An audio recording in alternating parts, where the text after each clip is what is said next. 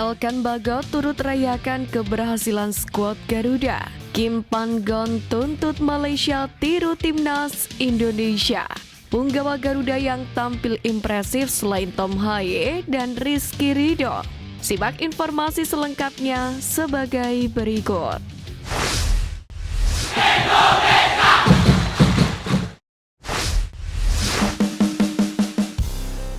Rayakan keberhasilan skuad Garuda, sinyal Elkan Bagot kembali.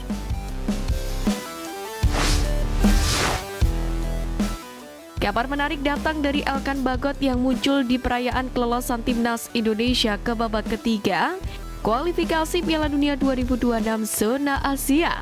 Bek 21 tahun itu tidak muncul di SUGBK melainkan di unggahan terbaru wakil kapten timnas Indonesia Jordi Amat. Meski harus absen lawan Filipina, Jordi turut merayakan kelolosan timnas Indonesia ke babak ketiga kualifikasi Piala Dunia 2026 zona Asia, yakni dengan mengunggah sebuah foto dan caption. Menariknya, unggahan perayaan yang dibuat Jordi Amat mendapatkan perhatian Elkan Bagot. Bek bertinggi badan 196 cm itu menyukai unggahan Jordi Amat. Fakta tersebut menunjukkan bahwa Elkan Bagot masih peduli terhadap timnas Indonesia. Sebelumnya, banyak yang meragukan keseriusan Elkan Bagot memperkuat skuad Garuda karena tak hadir saat dipanggil membela timnas Indonesia U23 kontra Guinea U23, yakni di babak playoff Olimpiade Paris 2024 kemarin. Karena disinyalir melakukan penolakan, Elkan Bagot tak disertakan Sintayong saat timnas Indonesia bersiap menghadapi Irak dan Filipina di dua laga pamungkas grup F kualifikasi Piala Dunia 2026 zona Asia. Bahkan sang pemain menjalani libur musim panas bersama sang kekasih. Tak cuma ke satu negara Maladewa, Elkan Bagot dan sang pacar juga berlibur di Amerika Serikat. Menariknya menanti apakah masih ada pintu bagi Elkan Bagot untuk memperkuat timnas Indonesia. Terlebih, Sintayong akan memimpin skuad Garuda jelang tampil di babak ketiga kualifikasi Piala Dunia 2026 zona Asia pada September 2024. Peluang Elkan Bagot sendiri tergeser dari skuad timnas Indonesia semakin besar jika nama-nama beken seperti Miss Hilgers hingga Kevin Dix bersedia berganti paspor menjadi Indonesia jelang babak ketiga kualifikasi Piala Dunia 2026 zona Asia.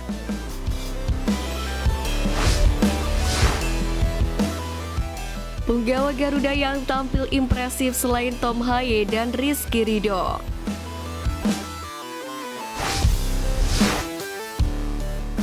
Pertama, JIzes. Usai membawa Venezia promosi ke Serie A, JIzes tampil solid menggantikan Jordi Amat yang absen karena kartu merah.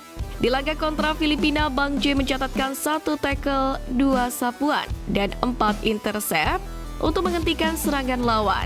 Selain bertahan, Izes juga aktif membantu serangan dengan 1 umpan kunci dan 3 tembakan. Yang tak kalah impresifnya ketika bek 24 tahun tersebut menunjukkan jiwa kemanusiaan pada pemain Filipina yang terkapar dan membangkitkan mental Hernando Ari yang sempat tak ingin selebrasi usai pertandingan.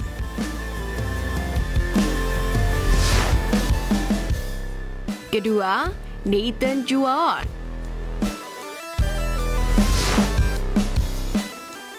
Meski berposisi asli sebagai bek kiri, Nathan tampil memukau di lini tengah bersama Tom Haye. Sebagai gelandang bertahan, Nathan menjaga kedalaman lini tengah dengan mencatatkan 1 sapuan, 4 intercept, dan 1 recovery. Ia juga mendistribusikan bola dengan baik, dengan akurasi umpan sebesar 80% dari 16 umpan akuratnya. 2 diantaranya adalah umpan kunci. Alhasil 2 assist berhasil dilakukan pemain Swansea City tersebut. Nathan sendiri sempat kaget ketika ditarik keluar pada babak kedua. Kendati demikian, performa impresifnya di berbagai lini membuat Nathan akan terus diandalkan Sintayong dalam beberapa event ke depan. Ketiga, Calvin Verdong. Menjalani laga debut di depan puluhan ribu supporter Garuda tak membuat Calvin kesulitan beradaptasi. Statusnya sebagai pemain inti di Eredivisie Belanda terlihat ketika Verdonk tampil impresif pada laga debutnya ini.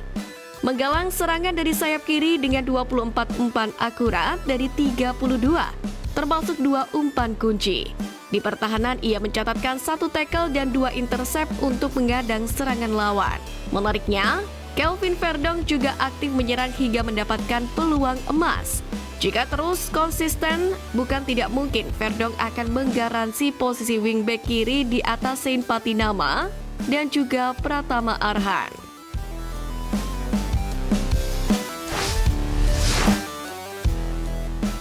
Belajar dari Timnas Indonesia, Kim Pan-gon tuntut Malaysia.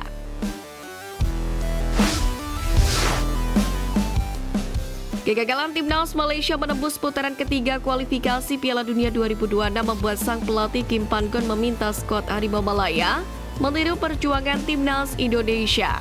Sebagaimana diketahui, Malaysia gagal lolos lantaran berada di posisi ketiga grup meski berhasil meraih kemenangan di laga terakhir. Sebab di pertandingan lain, Kirgistan menahan imbang Oman. Usai dipastikan gagal, Kim Pan-gon ingin Malaysia tak lagi membandingkan dengan Korea Selatan dan Jepang yang memiliki sistem yang sangat bagus. Namun, ia ingin Federasi Sepak Bola Malaysia atau FAM harus mulai memikirkan cara untuk membuat sistem yang bisa menghasilkan pemain-pemain muda terbaik setiap tahunnya. Menariknya, pelatih asal Korea Selatan itu ingin Malaysia mencontoh skuad Garuda yang mencari pemain keturunan Eropa. Namun, Kim Pan-gon menilai pengembangan pemain dan menghasilkan pemain muda terbaik adalah fokus utama Malaysia. Upaya lain mungkin kita bisa mencontoh cara pelatih-pelatih Indonesia yang terbang ke Eropa untuk mencari pemain keturunan. Tapi bagi saya, kebutuhan utamanya adalah sistem pengembangan yang menghasilkan pemain-pemain lokal terbaik. Ujar Kim Pan-gon dikutip dari Makan Bola. Tak bisa dipungkiri, Timnas Indonesia menjadi satu-satunya wakil ASEAN di putaran ketiga kualifikasi Piala Dunia 2026 zona Asia ini. Kim Pan-gon sendiri melihat Timnas Indonesia memiliki masa depan yang cerah dengan usaha yang telah dilakukannya. Bahkan ia menegaskan bahwa Malaysia harus bisa bersaing dengan skuad Garuda di masa yang akan datang.